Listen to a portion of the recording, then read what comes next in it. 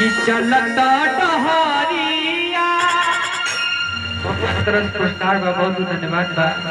कि पीरा जान पावरे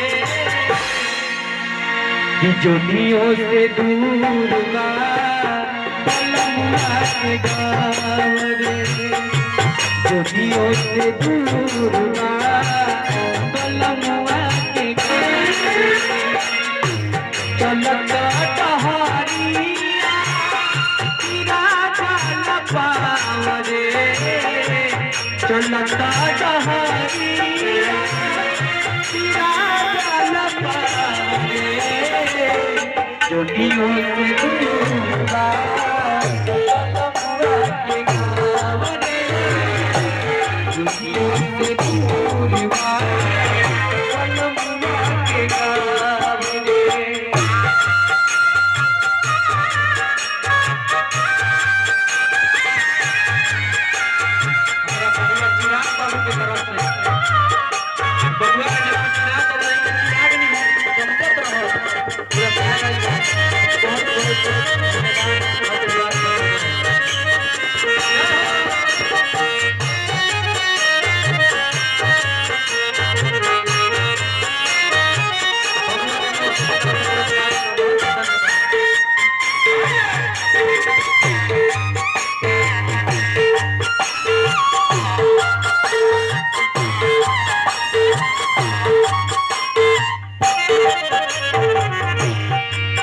ये धरती पर आइल बा एक ना एक दिन जाए के बा ये धरती में एगो सत्य बा के देश भैया कवि के भाव बा जाए के संगी न साथी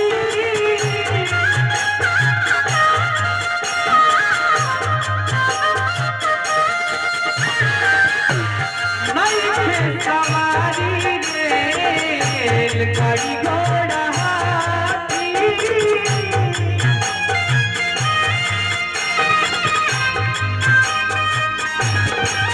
अमर भैया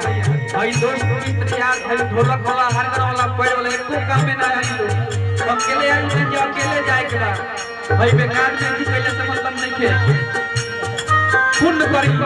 दान करी पुण्य करी भक्ति भाव करी भगवान के आराधना में लीन रही तुम्हें साथे जाई भाई मोह माया के दुनिया से बाहर चल जाए तुम्हें अष्टजाम में लागल रहे के बाद भाव बा